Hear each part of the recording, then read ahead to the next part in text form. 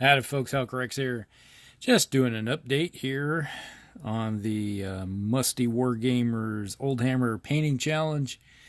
And you see here there's a unit that's done, which is my Howling Banshees. Finished the girls up here today. And you can see they're slightly different from the typical book colors. They are the whites, cream colors, but I went with more of a purple. If you remember the one kind of punk rocker I had in the previous unit of my Guardians, well, I have went with the same color scheme for the fur hair type thing. Be it some type of Xenos type animal that's purple, so that's what I went with. So here we got the that's my X-Arc for the unit. Got the axe, and I have the green, the loincloth tabard type thing hanging down. I want green because that's the color of Beltan. So I had some look of that going on with the craft world, and then kind of the cold blue gems for those. So pretty much easy. There's like 3 of these of this same one here. They're all identical because when they came in blisters, you get 2 in a blister. So got 1 of each. So I got that one, and the X-Arc was a separate one. And then here's the other style. And I went with my typical mixture of rock and static grasses for the bases. A little bit of red dashed in here and there, so it's the cold and hot. So most everything is the cools, but with a few warmer looks to them. A little bit. So that's the girls. That's my Howl and Banshee unit. And that is, what, we got 7 there. So I have those 7. Let's move them off to the side. You probably could see the other that's coming in the background here. And let's move these guys over. You go from cold, ice cold, to hot. Hot side hot, so it's big BLTs here.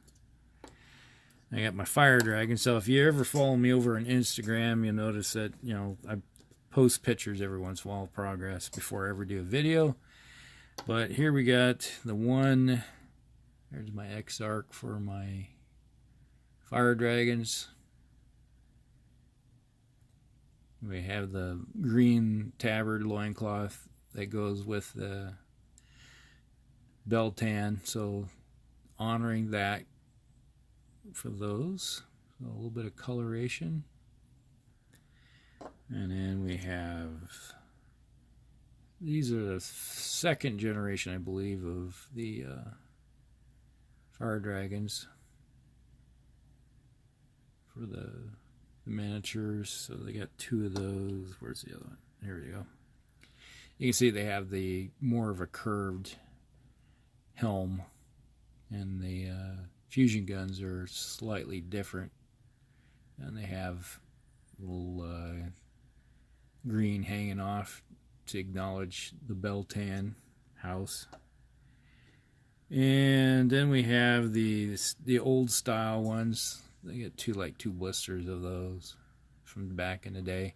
Now these had the tabards hanging down, and I went with, they have like scales hanging down, and I went with green, so to make it look like it's honoring the Beltan. So that's what I went with those.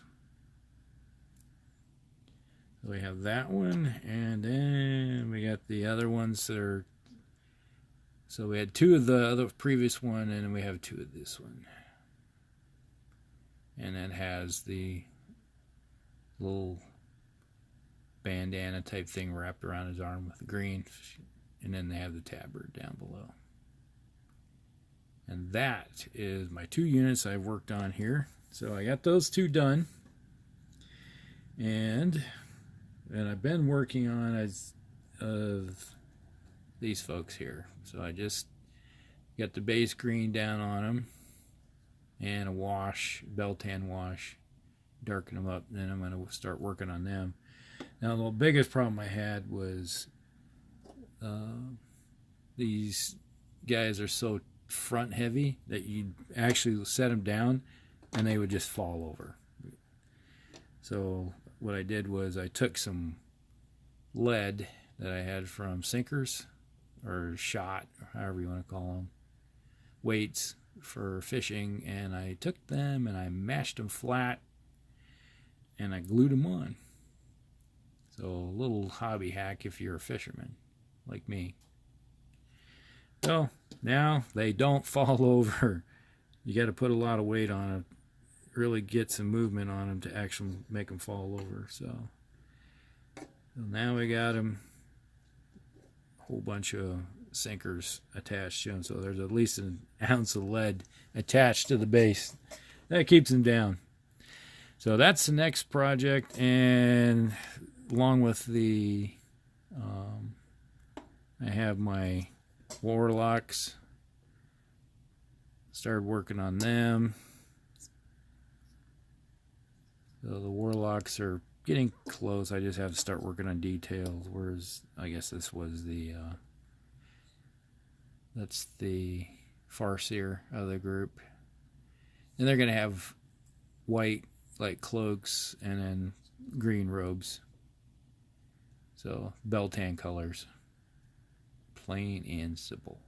All right, I got another one, and I probably will do is lay down down at the bottom here, at the bottom of the cloak, I'll put some green in there somehow, and maybe put some green here, I'm not sure, or something to differentiate a bit, get some coloration in there. So there you go. That's everything. That's an update for the channel for the Oldhammer painting challenge here from Musty Wargamers. So if you got any questions, put them down below, and we'll talk with you later.